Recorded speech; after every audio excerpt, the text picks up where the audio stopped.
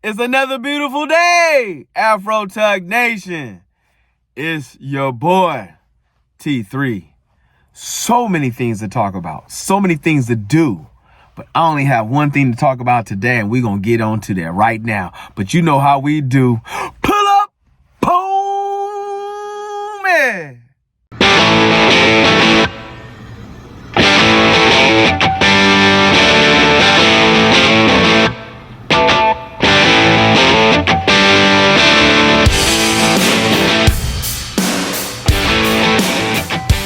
What it is, what it does, what it do. Afro Tug Nation, Geek Town. Let's get down. Don't forget to like, subscribe, share, comment, talk to your boy, have a conversation. Look, I saw a lot of great movies this weekend. Venom was on Thursday. Then we seen the robot, Wild Robot on Friday, and then Sunday Transformers 1. So we got a lot to talk about. We still got Agatha to talk about. We still got Lord of the Rings, the final episode and season. I'm holding on to that one because we gonna get to it. Trust me, this Friday, Lord of the Rings, Rings of Power, final episode, the breakdown, the get down, and the things that follow. But let's talk about this Venom. Venom, The Last Dance, the breakdown, the spoiler review. Not a lot to say. I want to explain the beginning of the movie and the double ending is the main two portions of the movie I want to talk about, because that seems to be the main focus of the conversation.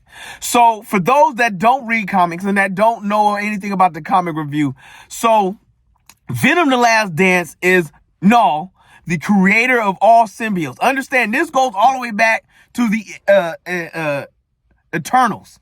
That movie, the Celestials, you know what I'm saying? They were so powerful that Knull was the first thing in the darkness. When Venom said the darkness has teeth, he was talking about Knull. Well, Knull was the god of darkness. There, I guess you could say Hades guy. You know what I'm saying? When all things were dark, Knull was made the god of the darkness right there, right? So he created the symbiotes. All the symbiotes, Venom, Carnage, anyone that you want to talk about, that was who Knull created. Well, the symbiotes rebelled against him because he's a dark lord. We want our own freedom. We tired of working for you. So the symbiote, a horde of symbiotes created a void that Knull is trapped in. So he is literally trapped in an embodiment of symbiotes connected together, which is why the void looks the way it does. And inside this void, he created these monsters because he's still powerful enough to send them out. He can't get out, but he can send them out to go bring back the codex and what he needs to unlock the gate or the symbiotes, to break them apart, to release him to go out and do his thing, to go out and destroy the world. Okay, well then you go into this, that Venom is the one with the codex. Well, you're trying to ask me, how did Venom get the codex? When Eddie Brock was killed in the first Venom movie, and he formed his body with Eddie Brock to bring Eddie Brock back to life, it also created the codex that Knull needed to escape from the prison. Okay, Knull knows this. Knull knows he needs this codex to get out. He knows there's one out there, and he's sending his beasties all over the galaxy because there's symbiotes all over the galaxy. That is, man, your boy, that coffee, he's coming back with a vengeance. That is out there in the universe, and Knull needs one of those. So there's symbiotes out there. Knull sends them all away. Of course, he sends one to Earth, right?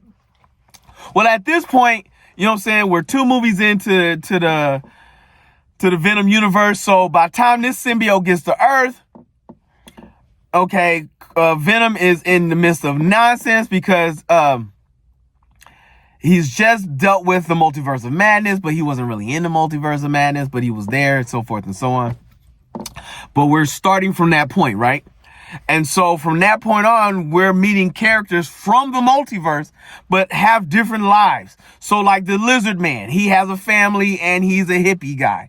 You know what I'm saying? The friend of Doctor Strange who becomes his enemy, he's one of the soldiers in the multiverse. So like you got familiar faces because this is just the multiverse, another planet, another Earth.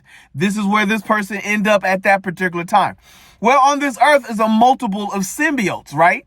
And then a police officer from the last last Venom movie, the police officer that Carnage kills, that symbiote links to that cop to create that particular symbiote. They're all captured by this one doctor who is trying to understand this species because she's all about alien life. Forget mankind. I'm about the alien life and I want to protect it. Forget the humans on this planet, right? Okay. So you're going through all the actions and transactions that's going on.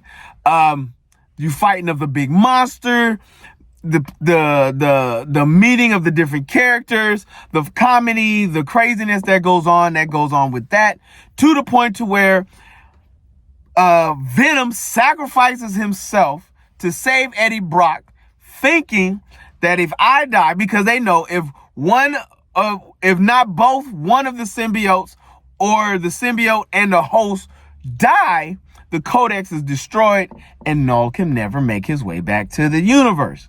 Okay, fine. But let's take a couple things in effect. Remember that little piece of Venom that was left on the bar counter that the soldier ended up grabbing and getting?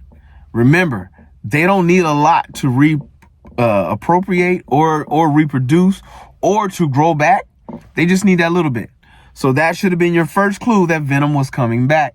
We just don't know how. Well, I know how. We're going to talk about that in a second. Okay. The next thing you need to pay attention to is how everything played out when Venom dies and Eddie Brock moves on. He's back in New York. Okay. Why is that all significant in this particular thing? Because they're connecting you to the Spider-Verse. They're connecting you to Spider-Man. They're bringing all these things back. Whew. Okay. Now we have the extra endings. Venom has died. Eddie Brock's in the hospital. He's been forgiven. You have all the symbiotes. You have the major fight. But then as the screen goes black and Knull comes back and says, now, when I am free, I'm going to burn all your world and you're going to watch. We are now moving into a Thanos level event into the Venom Spider-Man universe. The same way it took a couple movies before we actually saw Thanos, got with Thanos, and dealt with the big battle for Thanos. They're going to do the same thing with Knull, which means everything is going to come back in full effect when that goes down. Also, there's a second ending. In this second ending, there is the bartender that they captured and took back to Area 51, that he was underground and he makes his way out. They show you that little vial that the little piece of Venom's embodiment was in, and it's going to connect itself to the cockroach, which eventually is going to find its way back to Eddie Brock, and they will become Venom once again. Now, here's the twist. They are eventually going to do Black Suit Spider-Man.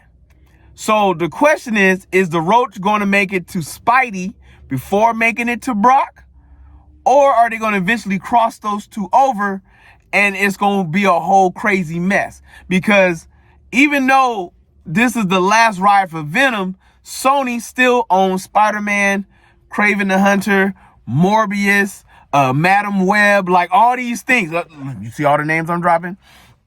Miles Morales, you know what I'm saying? All these things.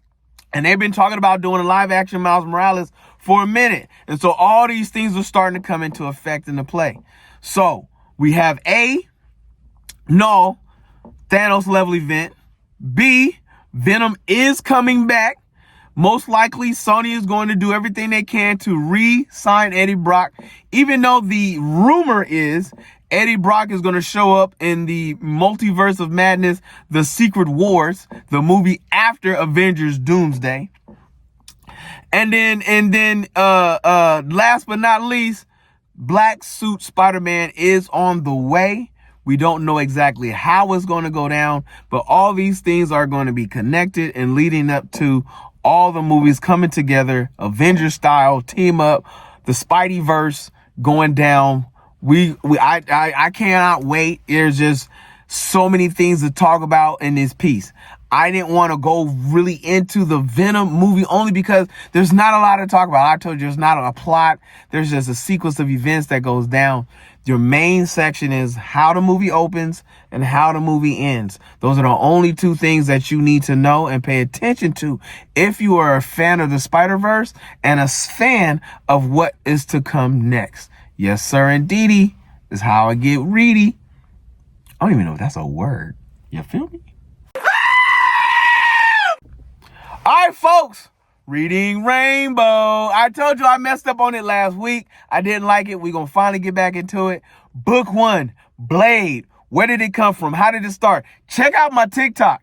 Part 2 is coming on how Blade, who was a villain, made his way out of being a villain and into the comic book series that I'll be reading out now. So let's get together and do this again, my friends. Because if you see your mans in the streets, hit them with the beats. Hit them with a jingle jangle, baby. Jingle jangle.